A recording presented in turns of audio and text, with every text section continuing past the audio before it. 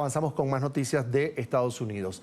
El ex fiscal auxiliar en el Distrito Sur de la Florida, Kurt Lunkenheimer, que participó en el equipo que acusó a Alex Saab, dijo que fue decepcionante que Estados Unidos haya liberado al presunto testaferro de Nicolás Maduro después de una investigación de años que permitió su detención y extradición. Sin embargo, dijo que no se detendrán las investigaciones de corrupción contra el régimen de Venezuela.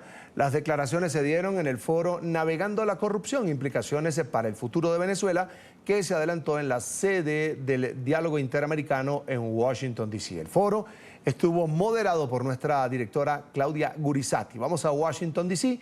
con Jason Calderón, director de informativos de NTN 24. Jason, buena tarde.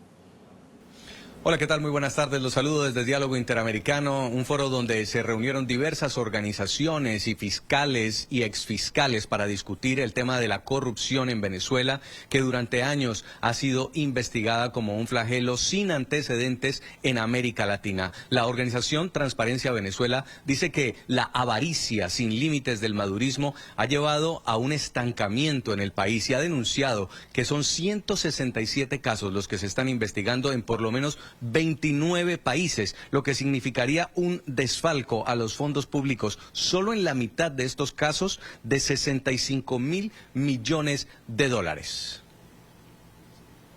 Pues mira, solamente en la mitad de los casos que hemos podido identificar, que son 167, que se están investigando en la justicia de 29 países, solo la mitad suman 68.000 millones de dólares. Y esto es sumando lo que dicen los expedientes judiciales, ¿no?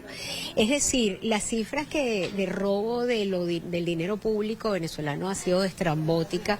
Y cuando uno va a ver los problemas que hoy vivimos en Venezuela, que no tenemos luz, que no tenemos agua, que no hay seguridad, que no hay, bueno, ustedes conocen la realidad de Venezuela, solamente se puede explicar gracias a ese tremendo robo. En el caso eléctrico, por ejemplo, en donde fuera de Caracas los estados pasan 14 horas sin luz al día.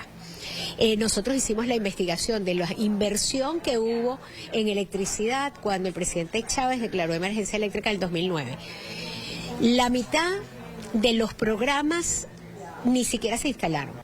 En este foro participó Kurt Lunkenheimer, exfiscal auxiliar en el Distrito Sur de la Florida, quien fue uno de los fiscales que investigó y acusó al presunto testaferro de Nicolás Maduro, Alex Saab, el empresario colombiano que, recordemos, luego de estar casi 3 años en la cárcel, fue liberado y sin cargos retornado a Venezuela en un intercambio de presos por 10 ciudadanos americanos que estaban en territorio venezolano. Nuestra directora Claudia Gurizati, moderadora de este foro, le consultó al fiscal si se sentía decepcionado que el presidente Joe Biden hubiera hecho este intercambio después de tanto tiempo que tomó la investigación para llevar a Saab tras las rejas. Esto respondió.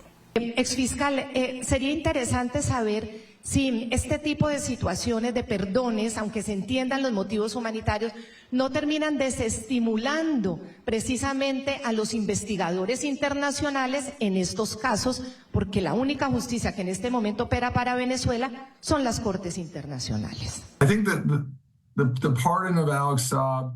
Yo creo que probablemente para la mitad de las personas que trabajan el día a día fue un poco decepcionante.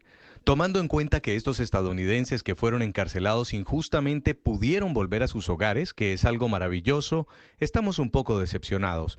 Pero no creo que esto detenga a los investigadores. Ellos continúan avanzando. Cuando ven la corrupción y se enteran sobre esto, estas son personas que están invertidas en, ya saben, hacer lo correcto y ayudar al pueblo venezolano que no va a parar sus investigaciones sobre los crímenes.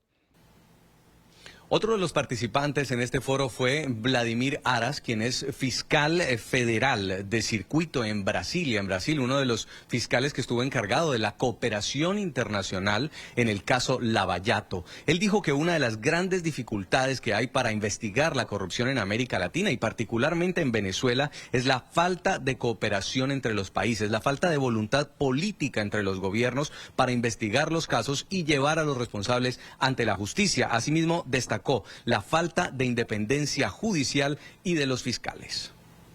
Una sensación muy mala a veces porque hay mucho trabajo que hacer y muchas veces no es posible alcanzar el objetivo final, que es hacer justicia en provecho de la comunidad que ha sido robada por los corruptos y por los socios de los corruptos. Y un problema muy grave que tuvimos en la cooperación internacional en estos años ha sido, sin duda, la falta de cooperación interna de muchos países para que pudiéramos obtener las evidencias, alcanzar la extradición. Este problema de Cabo Verde y Estados Unidos es una cuestión que se ve en otros campos, en otros dominios, con la carencia de personal para trabajar los casos de cooperación internacional.